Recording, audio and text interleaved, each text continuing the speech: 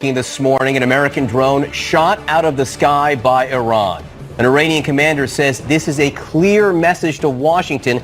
This is how Iran deals with its enemies. So this morning, we are awaiting a response from the White House. Just hours before this drone was shot down, President Trump had downplayed the threat from Iran. So this is all developing as we speak. CNN has a reporter on the ground inside Iran. So let's go to Frederick Pleiken. He is live in Tehran. Fred. Hi, Allison, and certainly some diverging opinions on this between the U.S. and Iran as to what exactly went down. The Iranians are saying that this drone violated Iranian airspace early this morning and was then shot down somewhere south of the Strait of Hormuz. The Iranians also came out just a couple of minutes ago, we just got this, saying that the drone also masqueraded what they call its identification equipment. So they're saying that it essentially shut off whatever transponding equipment was on it. Now, the U.S. has a very different take on what happened. As you mentioned, the U.S. says that the drone was shot down over international airspace in the Strait of Hormuz. And the U.S. just coming out also a couple of minutes ago with a short statement saying that the U.S. did not fly any aircraft over Iranian airspace on Thursday. That is, of course, today. But you're absolutely right. The Iranians very angry about this, drawing a red line. This is what the commander of the Iranian Revolutionary Guard Corps had to say. Let's listen in. We have no intention to fight with any countries, but we are completely ready for war. What happened today was an obvious sign of this accurate message. So there you have it, the Iranians saying this was a clear message to the United States. All of this, of course, coming, guys, as the tensions between Iran and the U.S. have continued to flare up over the past week since those two tankers were attacked in the Gulf of Oman. The U.S. blaming the Iranians saying it wasn't them. And one of the things you guys might recall is that after that incident took place, the U.S. said that around that time, the Iranians had also tried to fire, or did fire, at a U.S. drone that was flying over the area. They say that time they had missed the drone. So as you can see, those tensions still very, very much flaring up, as both sides say they don't want this to escalate into a shooting war, but the Iranians clearly saying they are prepared for a war, John. All right, Frederick Pleiken, please stand by in Tehran. I know you're working your sources there. Meantime, let's get straight to the White House. CNN's Joe Johns is there. Joe, what are you hearing? Is there any White House response to this provocation? I can tell you this. We've had one U.S. official speaking to me on email just a few moments ago. And that official essentially saying international airspace. And I've talked to the Pentagon. They say that they do know the National Security Advisor is going to be talking with the Pentagon, talking with the Secretary of Defense. But the one piece of information, the one sentence that the Defense Department will release is that the drone was in international airspace. So there you have the war of words. The significance of this really, if you think about it, is this is the first time in a long time that we've had a United States asset involved in some type of unpleasantry or dispute with Iran. There's been a lot of back and forth as we've had this escalation between the two countries, and the United States has continued with its mixed messaging. On the one hand, we've had the information being put out there that they are sending a strike group in to the region as a show of force. On the other hand, we've had the administration suggesting that those attacks on oil tankers, for example, in the Gulf, are not as serious as they've been posed in the news media. The president himself on Fox just last night indicating there's nothing to worry about with regards to Iran. Listen. As you look at the geopolitical work up there, Iran, Russia, China, tell me your concerns. Don't worry about a thing. Everything's under control. The Iran deal that was made by President Obama paid $150 billion, paid $1.8 billion in cash. I terminated that, and Iran is a much different country. I will tell you, much different today than when I took over. When I took over, it looked like there was no stopping them. Right now, well, you say they never problems. Get nukes? But they we'll never see what get happens. Nuclear weapons? I would say if I were you, don't worry about a thing. Nothing to worry about. That's the word from the president, but have to remind you that the administration said just this week that they are sending 1,000 additional troops into the region. John Allison, back to you. All right, Joe, bring us anything as soon as you get it from the White House. Thank you very much. Let's bring in Maggie Haberman, White House correspondent for the New York Times and CNN political analyst. Maggie, great to have you here. Our military experts and analysts this morning have said this is the biggest test for the Trump presidency thus far. And how do you think President Trump will respond to a provocation like this? I think he's going to respond similarly to what he said last night. I'm frankly more interested in what senior officials in the administration say. I'm curious about what John Bolton says. I'm curious about what Mike Pompeo says, because there has been a disconnect between what they say and what the U.S. is doing in terms of sending troops and what the president is saying. I think it is the president, we know, does not want a conflict with Iran. He is very aware that all of these foreign engagements have been very problematic. That was part of the platform he ran on in 2016, was no more foreign wars. So we will see. You're saying there's a disconnect, that the message being delivered from Pompeo and Bolton is different than the message we just heard from the president there. Is there a disagreement in the goals inside the White House? I think there is. I mean, I think that, look, if you look at what Bolton is saying, both currently and historically, Bolton is much more militaristic about Iran. This is not a surprise. I think that there is some belief that Bolton is much more interested in a conflict than certainly the president is. The president is the president, and we have seen over many months the president has gotten frustrated with the idea that John Bolton's words are being taken as having more weight than what the president himself says. The president is still the one calling the shots, but this is a new provocation. However, the U.S. doesn't seem to agree on what actually happened, so let's wait and see. Well, I mean, as Joe just said, they think that it was over international airspace. And this is as we've been told, something like $120 million, maybe up to $180 million piece of sophisticated weaponry. And the president, as you and I, as all of us have talked about for years, is a counterpuncher. He doesn't like being provoked in a flagrant way like this. So will he be able to resist responding in kind? He usually responds to a provocation when it's a smaller thing that he can punch and knock down. He's pretty aware that he can't actually do that with Iran. So I don't think you are going to see the typical, as if he were swinging back at a primary foe. I think that he is going to actually be a little more careful in what he says. It is interesting when you listen to the language he used last night. Not dissimilar in some ways to the language he uses when talking about Kim Jong-un and the fact that he appears to have some operations building up his arsenal back underway. It's interesting to hear the president, who can get plenty hot with his rhetoric, downplay things. He can modulate when he wants to. I mean, for all of the talk that he's just this unguided missile, sometimes he is, but he's actually pretty careful when the situation can call for it. And when he knows that he is out of his depth, right? When he knows that there are things that he might not necessarily have some great base of knowledge to act on and to describe something. So, I do not expect a ferocious response from him, but this is obviously developing. Okay, so as we wait to hear from Joe Johns when he gets more reporting from what the White House response will be, let's talk about Joe Biden, who has gotten himself into hot water for these comments. He was trying, I think, to say that he's willing to cross the aisle and use the two most extreme examples of segregationists who were racist in the 70s. He said, I even had to work with these guys, basically. But that isn't what he said. No, it isn't. That's what he was trying to say. That's what he was trying to say. And he didn't phrase it that way. And that has gotten him into all sorts of trouble. And I think that you have pointed out that there is a bit of a Trump strain when Joe Biden basically refuses to apologize and says, this is my brand, this is me. And demands that somebody else apologize to him, as he did with Cory Booker, which was just very clearly not going to go over well with Cory Booker. I'm not even sure that the point of saying something like that if you are Joe Biden. But look, he is like Donald Trump, north of 70. He is somebody who is set in his ways. He believes that this is who he is, and he should not have to make calls to change. And he is somebody, I'm so struck by this. The frontrunner's candidacy is leaking in terms of advisors saying, we're trying to get him to do something different, the same way Donald Trump's did, not just as president, but certainly as a candidate. There is something Trumpy about it. I definitely want to come back to that point, so hang on to that for just a second. I do want to play, though, what the vice president said about Cory Booker last night, helpful. Demanding the apologies. Let's listen to that. Are you going to apologize like Cory Booker apologize has called for what? Cory Booker's called for it. Cory should apologize. He knows better. There's not a racist bone in my body. I've been involved in civil rights my whole career. Period. Period. Period. Apologize for what?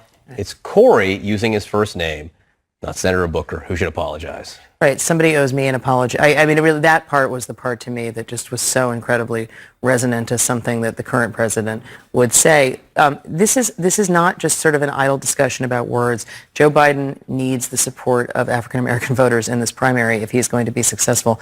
And this is raising an issue that a lot of people have had concerns about with him, that he is he right for this moment? Does he understand the current discussion about race, not just nationally, but within the Democratic Party, and what a generational divide there is? And again, he made a cleanup effort last night at a different fundraiser where he did say what you just described, which is, again, I think what he was trying to say, but you don't get points for what you're trying to say. The current president often is trying to say something, and then we are told that we misunderstood him. Again, I think that this is going to raise a lot of new questions about, Joe Biden's viability over the next several months. Because what he seems to be saying, and what we often hear President Trump saying, or at least demonstrating, is that they don't really feel like playing by 2019 rules. Right. I mean, this has happened a few times to Joe Biden now, which is like some vague recognition that there's new rules, but he doesn't want to play by those new rules. I think the problem for Democrats is also that, again, it's really, you can't really criticize Donald Trump for playing by new rules and then say we're going to do the same thing. I think they are trying to figure out what this all means. I mean, Donald Trump's biggest strength, as we have talked about many times, is a refusal to be shamed. And that is not necessarily something that we have seen Democrats want to emulate. So I'm not sure how this plays out. We saw one top advisor to Joe Biden leave the campaign amidst this. I'm not sure where this goes. 2 points. One, I just want to point out Jim Clyburn, who's the number 3 House Democrat, that's important. senior African-American member of Congress, and other members of the Congressional Black Caucus have come out in defense of Joe Biden, or support of Joe Biden. So that is out there. It's unclear what this will do to African-American support. But to that other point, as a campaign reporter, it sets off alarm bells when there are leaks. We tried to get him to not say this. We warned him not to do this, but he did it anyway. This is the second time we have seen this in 2 weeks, for 3 weeks. The first one was over the Hyde Amendment, where Joe Biden was sticking by it for now, and then a day later changed his position. And we heard that there was all this TikTok from advisors on how they got him to where he was. It doesn't speak to a whole lot of respect for the candidate running, and it speaks to concern about themselves, the advisors, by trying to let it be known where they were. It's survivable, clearly, because Donald Trump had a pretty leaky ship during 2016, and he's president. But it raises questions about the operation's strength going forward. And we don't know if Democrats play by a different set of rules. That's one of the unanswered questions in this campaign. We don't know. There's a lot we don't know right now. Maggie, it's great to have you. Thank you very much. We're following the breaking developments. Iran shooting down a U.S. drone. How will the White House respond? We are pressing. And overnight, the president launched a new attack on a new frustration this morning from Democrats after Hope Hicks refused to answer any questions about her time in the White House. The House Judiciary Chair, Jerry Nadler, says he will destroy the White House in court over their claims of immunity. The question is, when? Overnight, the president hurled fresh attacks on the Russia investigation and those who helped launch it. What they did was unbelievable, that they could do a thing like that. And they reported to McCabe, who I think is a terrible, terrible guy. McCabe didn't do anything without Comey. McCabe was totally dominated by Comey. He did nothing. Andrew McCabe was a bad guy, but Andrew McCabe did nothing without calling Comey. He wouldn't, there's an expression, he wouldn't go to the bathroom without getting Comey's approval. You heard the name there from the president, Andrew McCabe, and joining us now is the fired former acting FBI director, Andrew McCabe. Thank you very much for being with us, Andy. When you hear the president say that, what's your reaction? John, I've been listening to the president say insanely stupid things for years now about me personally, about my organization, and about the investigation we undertook to find out if the president posed a threat to national security. I won't get down in the weeds with the president and exchange insults on Twitter or on TV or anywhere else. But I think the question we should be asking is, why do we have a president who feels necessary to attack individuals, private citizens, individuals who serve in our government, to attack people personally when he's scared of the truth that they have to offer? I think that's the more concerning question here, and unfortunately it's one I can't answer for you, but I think we saw another example of that last night. You can't answer it. What do you suspect the answer is? Well, as I said, I think the president is afraid. The president is clearly very concerned about the Russia investigation. He has been since its inception. He has good reason to be concerned about it. I think we've all seen now with the release of the Mueller report that there was substantial reason to believe that the president and those around him conducted themselves inappropriately and in many cases illegally. The Mueller report, the Mueller investigation, the special counsel investigation resulted in numerous convictions of the president's associates, so very clearly not a witch hunt, and ultimately exposed, I think, 11 different categories of obstructive activity engaged in by the president himself, not to mention the fact that it conclusively proved the meddling of the government of Russia in our democratic process and what's described as a vast and effective campaign. So, you know, I think those are all conclusions that that concern the president greatly. It's unfortunate that he responds to them by attacking individuals rather than by buttressing and supporting the system of democracy and democratic elections that we rely upon. I'm correct, Andy. You have called for an impeachment inquiry, yes? I think Congress should absolutely move forward with their constitutional obligation to have this information heard. I am not a politician. I'm not a political operative. I wouldn't dare to predict how that process would affect the election or whether it would result in the president's removal. I think those are all issues that are far down the road.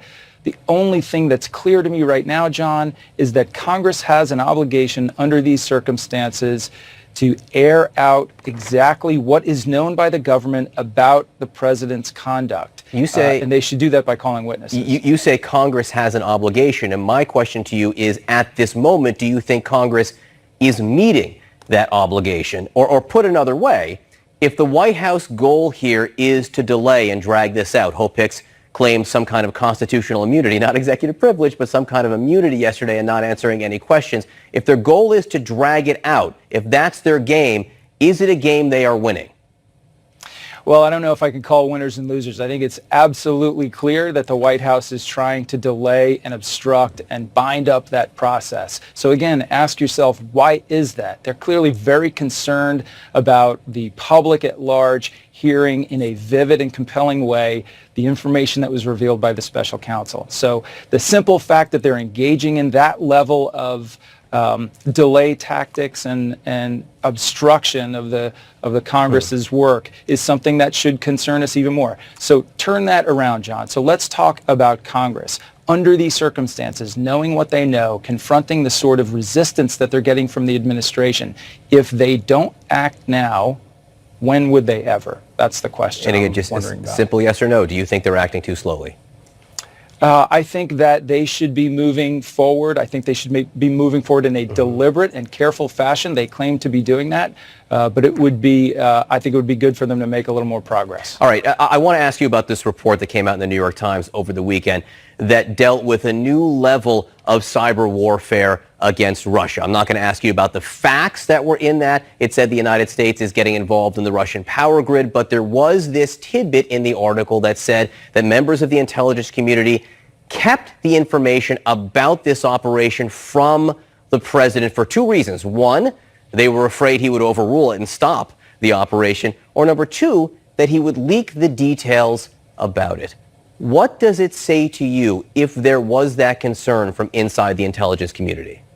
Well, I won't comment on the current operation or those details that were reported in the Times, but I will tell you from my own experience of dealing with issues very similar to that during the two previous administrations, that in my experience, those issues were dealt with at the highest levels in the National Security Council, with the deputies and principals committees, and with the presidents themselves. And it is really unimaginable to me that any intelligence agency would conceal relevant facts from the president, who is the ultimate decision maker. So I can't say whether or not that's happening now, but if it is, it would be a marked departure from the past. Would you be scared in their situation that he would leak those details?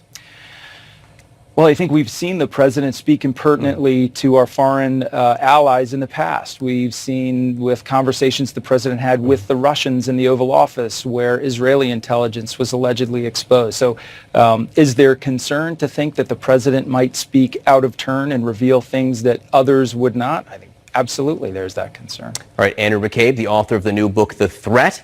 Thank you for being with us this morning. Thanks, John. Allison? All right, overnight, an American drone was shot down by Iran. So we will ask a senator on the Armed Services Committee how the U.S. should respond today. An official describes this as a message to the U.S. Just a few hours earlier, the president said he did not worry about a thing with Iran. So what will the U.S. do now? Joining us is Democratic Senator Mazie Hirono. She serves on the Armed Services Committee. Good morning, Senator. Good morning. Okay, so Iran has shot down this expensive, sophisticated piece of surveillance aircraft. They say they did it intentionally to send a message to the U.S. How should the U.S. respond? Well, so far the president says there's nothing to worry about. There is a dispute as to whether the drone was in international airspace or in Iranian airspace. They say so, and there might be a dispute about that. But this whole situation is, in my view, fraught with peril in that if there's any kind of a kinetic strike by either country, it can quickly escalate into something that would be akin to a war, which in my view would require a new AUMF. But we know that the president doesn't want to go to war with Iran.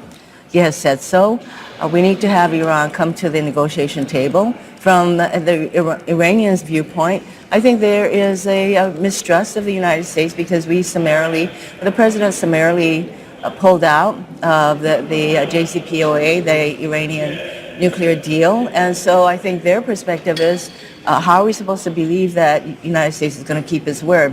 So we need to create, I think, an environment where both sides, particularly at this point the Iranians, believe that it is time to come to the negotiation table. Apparently it's not that time yet, so miscalculations can happen. Last night, I'm very concerned. On television, the president said that with Iran, there's nothing to worry about. He doesn't worry about a thing. Let me play this for you. As you look at the geopolitical workup there, Iran, Russia, China, tell me your concerns. Don't worry about a thing. Everything's under control. The Iran deal that was made by President Obama paid $150 billion, paid $1.8 billion in cash. I terminated that, and Iran is a much different country.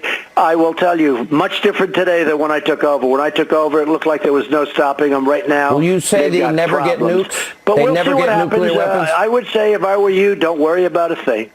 Now, in fairness, Senator, that was hours earlier, before Iran shot down the drone. But what do you think about the president's message to Americans? Don't worry about a thing.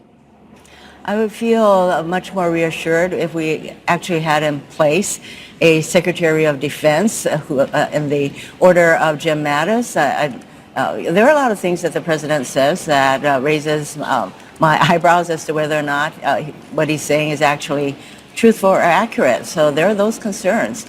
I'm glad that he thinks there's nothing to worry about. Maybe that's his perspective, but I think if you were to talk to perhaps people in the intel community or people at Central Command, is that why there's nothing to worry about? Is that why we're sending 1,000 more troops to the Middle East?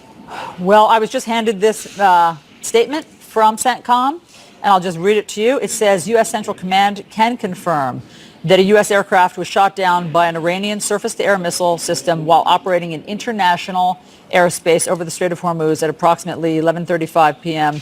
on June 19th, 2019. So according to the Pentagon, this was international airspace. So do you think that this requires some sort of response today beyond a verbal response from the U.S.? Well, anytime we engage in what I would call a kinetic response, which is basically to attack something, to shoot a missile, something, it can quickly escalate. When either side in this kind of a situation engages in kinetic activity, it could lead very much to, it could lead to an escalation.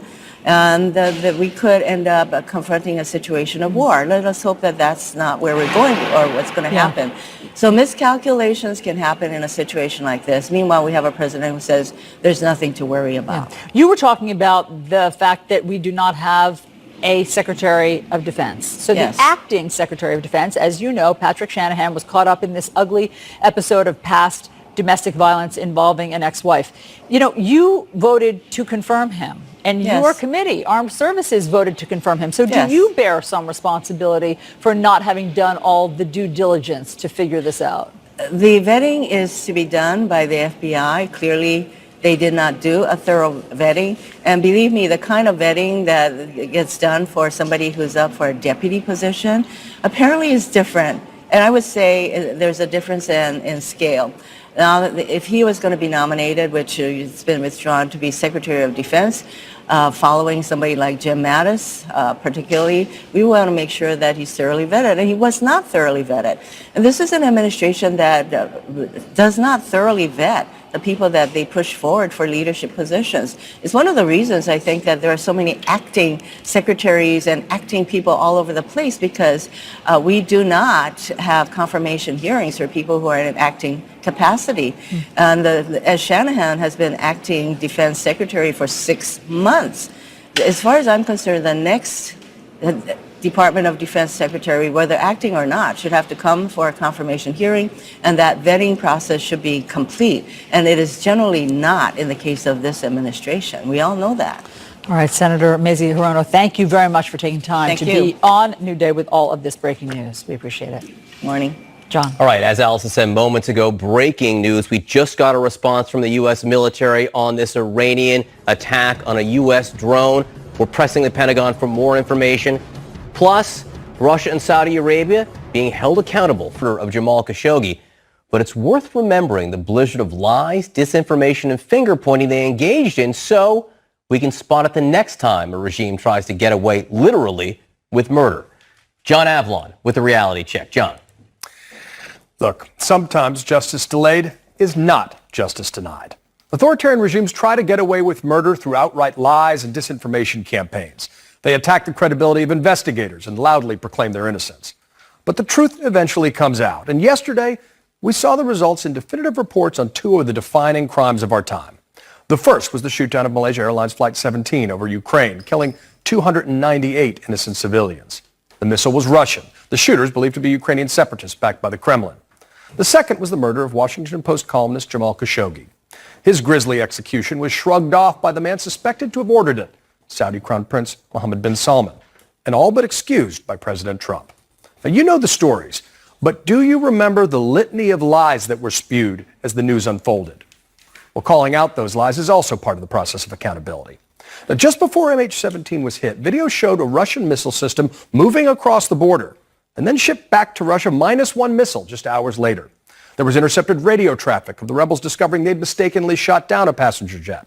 Now, despite all of this, when our colleague Chris Cuomo traveled to interview the rebel leader, he was greeted by an eye roll heard round the world and told it was all fake news. It is very simple to disprove it. All of the information that comes through the internet, in my opinion, is practically all lies. Putin and his Kremlin cronies denied having anything to do with the shootdown and spread disinformation. They said Ukrainian military jets had shot down MH17, or the real target was Putin's presidential plane, even floating the idea that MH17 had been stuffed with corpses before it took off. Now, some of these stories were picked up by state media. Russia protested the international investigation was biased against them and then tried to hack it.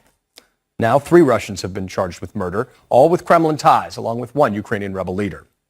Likewise, after the murder of Jamal Khashoggi, Saudi Arabia played dumb and hoped the world wouldn't pay sustained attention. First, they tried the outright lie, with MBS telling reporters, "My understanding is that he entered the Saudi consulate and he got out after a few minutes or 1 hour. We have nothing to hide." Well, that fit their cover story, sending one member of the hit team out into the streets wearing Khashoggi's clothes. When Turkey identified 15 suspects, Saudi Arabia said they were just innocent Saudi tourists, one of whom apparently liked to travel with a bone saw. Now, after a personal call with the Crown Prince, President Trump echoed the Saudi line. It sounded to me like maybe these could have been rogue killers. Who knows? Then the story shifted again. It was actually a fistfight gone wrong. Well, finally, the Saudis admitted the killing may have been premeditated. Throughout all the lies, the Trump administration gave MBS every benefit of the doubt, even trying to prevent the CIA director from briefing Congress. Now, a 5-month investigation confirms Saudi Arabia is responsible for the murder. Said it's also time to look directly at the Crown Prince. These definitive reports won't bring justice on their own, but they make it much harder for authoritarian regimes to avoid accountability. That's why it's important to list the lies that were spewed at the time as well. So the next time we hear them, we'll know that someone's trying to get away with murder. And that's your reality check. John, we so appreciate you reminding us of this all the time. We cannot forget the history that led here and what was said at the time. Thank you very much. Thanks. All right, new this morning, more than 70 police officers pulled from duty in Philadelphia over allegations of racist, hateful, and violent social media posts. CNN's Bryn Gingras is live in Philadelphia with more. This is horrible, Bryn. Yeah, Allison, we're talking about 72 police officers here in Philadelphia alone, taken off the streets, restricted to desk duty. And this is all in response to a research project called the Plainview Project. This was a compilation of Facebook posts that this group looked into at 8 different police jurisdictions across the country, some as big as Philadelphia, Dallas, some as small as Lake County, Florida.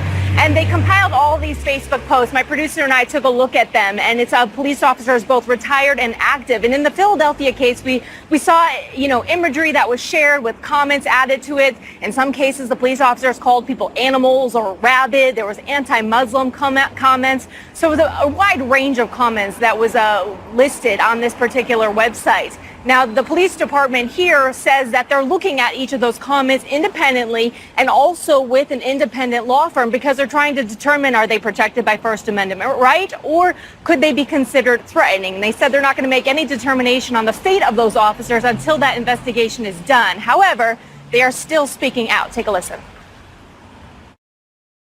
But it makes me sick, to be honest with you. It really makes me sick because we are in a position to know better. There's no question that this puts us in a position to work even harder than we already do, to cultivate relationships with neighborhoods and individual groups that we struggle to work with or struggle to maintain relationships with now.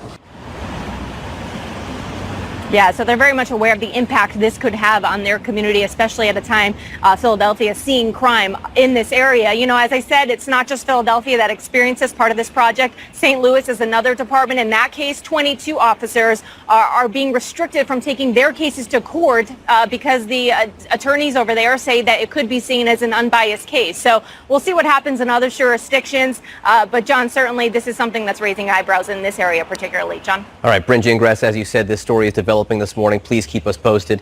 Happening now, Planned Parenthood in Missouri is planning to defy Missouri law as the last abortion clinic in the state fights for survival. CNN's Ryan Young, live on the ground in St. Louis. Ryan, what are you hearing? Well, John, they actually have a sign on the front here that says they're still here. But, of course, a lot of people are trying to see what will happen in the next few hours. What we do know is the medical professionals here have decided not to perform a second pelvic exam. That pelvic exam, of course, is something that is required by the state. But the medical professionals here believe that is medically unnecessary. In fact, take a listen to one of the doctors. We've been having to put women through something that's totally unnecessary, uncomfortable, inhumane, just because the state has reinterpreted the rules just doesn't seem fair. Abortion care is health care, and we don't ask to be treated differently. We ask to be treated the same as every other health care provider. Now, this could have some real consequences. In fact, tomorrow there'll be a ruling about whether or not they'll be able to keep the license here to keep this place open. So a lot of people are paying attention to this, especially in the state where they have some very restrictive laws when it comes to abortion. This is the last one, but a lot of people, of course, Allison, have a lot of questions about what will happen next. We should know by tomorrow at 1 o'clock. Of that reporting, Ryan Young, for us. So a Rust Belt voter who voted for President Obama and then President Trump explains why immigration is such a hot topic. You purposely walk through 2 countries. So whatever with happens to your them kids. happens, is what you're saying. If I put my child in harm's way, it is my fault, not yours. All right, much more from one of our... Okay, time for our next New Day voter panel. This time we gathered a group of self-described lifelong Democrats from the Rust Belt states of Wisconsin, Pennsylvania, Michigan, and Indiana. All of them voted for Barack Obama in 2012. And then in 2016, many of them switched to vote for Donald Trump. We wanted to know why they made that switch and how they feel about President Trump today. Here's our pulse of the people. Show of hands. How many of you voted for President Obama during at least one of the elections? Great, all of you. How many of you voted for President Trump? This is what I think is fascinating to so many of our viewers, of how you can like both these people. The first one pretty much was a dynamic of me being an African American. Just because I'm born black, I'm supposed to have this allegiance to the Democratic Party. To me, it was the most racist thing I ever did because I didn't care what his policy was. It was just the fact that he was black. With Trump, I was really sold as soon as he came down that escalator and announced that he was going to run. So interesting that you say that, because that was exactly 4 years ago this week. What was it about that escalator ride? It was almost like a big middle finger to the establishment, to all of politics. And I just felt that we really needed that. How many of you today regret your vote for President Trump, or at least wouldn't do it again? Why not, David? I just feel he has not acted properly as a president. He may get things done, but I see him as an embarrassment. I think he fans the fires of hatred. I think he's a bully. I think he belittles people, calls people names. I think we're better than that. Sarah, you didn't vote for him. What are your thoughts when you hear your fellow panelists talking about what motivated them? I'm not surprised by the way that he kind of pulled people in. I have a child. He's 14. He's a young African-American male. And just, the injustices that have been happening around the country, we're extremely fearful, African-American community. And, since he's become president, it has become more fearful for us as a people. And so... Daryl, why are you shaking your head no? It just amazes me. This is 2019. The race relations and the way that we perceive or way that we say things are happening in this country, I don't see it happening. I mean, in terms of statistics, there has been an uptick in hate crimes. You can say that. I truly don't believe it because I don't see it. I can statistically say anything, but I don't see it. Well, I mean, the people who chart it, for instance, the Anti-Defamation League, they chart it. I don't really even call that, like the Anti-Defamation League, the Southern Poverty Law Center. To me, those are democratic institutions that will say and manipulate anything. Racism is not a microaggression. Racism is something painful and hurtful. And when we take microaggressions and turn it into the countries against black people, we're literally slapping the people in the face that went through real racism. And did you see Charlottesville as a microaggression? I saw Charlottesville as two groups of people that came to fight and do something bad. Good people on both sides, you saw. I saw two groups of people that came together and fought, and both of them were equally wrong. There wasn't good people on both sides. There was the KKK on one side, and then there was the other side. It was for him to say there was good people on both sides. To me, that really turned me off in him. Is that when he lost you? Yes, he lost me there. I mean, you set an example as a father. To me, you should have set an example as a president. I don't think he sets a good example for our children. And you didn't expect him to act that way when you voted for him? No. Not at all. The presidency, it's a leadership role, and children look to leadership. They didn't look to it until Trump got in office. Not necessarily. Again, for children, you look for role models. I want to ask you guys about a big issue in the news this week, and that's immigration. Show of hands, how many people are very pleased with what President Trump has done with immigration? I am. What do you think he's done since the numbers have spiked on his watch in terms of the people showing up at the southern border? Well, I think somebody is organizing people south of the border to bring them here. They're not poor, and they don't need to come here for economic reasons. I mean, I see them on television. They all have cell phones and Nike tennis shoes on. They do? You think that the children who are sick at the border do have that? The children, some of those children are being rented out to immigrants. And what has President Trump done to help the situation? President Trump is trying to get that wall built so it slows it down. But he's not done that, so that's not a success. Well, it's in progress. It is in progress. And the Democrats have made sure that Trump is not going to get a single win. They're not going to work with him for anything. They were all for a wall before when Obama was president. But I mean, just to be clear, when Republicans controlled both houses of Congress the president couldn't get the That wall was a built very either. short time. David, how do you feel about immigration? We need some immigrants for sure, whether they're illegal or legal, whatever. There's too many jobs out there that nobody wants to do in America, and we need them. But they need to come the right way. If I came from some of these places that these people are trying to come from and went through what a lot of them are trying to go through, I would probably be trying to get here too. I think it's disheartening, especially the way that I saw those children crying for their parents and again being caged away like animals. It's heartbreaking. I mean, who would want to see their children being locked away like animals? You purposely brought your family to this border. You purposely walked through 2 countries. So whatever with your happens to them kids. happens, is what you're saying. If I put my child in harm's way, it is my fault, not yours. But they're trying to get out of harm's way. You don't know what they're trying to get out of. I You do, don't know. because Why they would absolutely, leave? they're seeking asylum. You know what? Asylum I'm process. sorry. You don't have the right to be here. There is a legal process for And asylum he did seekers. it. They If you actually are do have here the right to illegally, be here. You've proved to me that you're not going to follow my laws. You've proven you're breaking the law by being here. No, when you show up at the border and present themselves, Stay that's at not the border. breaking You don't the law. have the right to come in here till we figure it out. I don't want all of these That's people. not true. They Wow. present themselves at the You know what? border. I deserve a better life as an American. When you can take care of Americans and I got something left over, I'll give it to you. And there you have it. It was really interesting to see how some of the messages that the president speaks and shouts at some point, how they break through and become part of people's conversation there. The other thing that was interesting, though, is those are people, by and large, who switched from Obama to Trump. 4 of them. He needs to keep them. He needs to keep pretty much all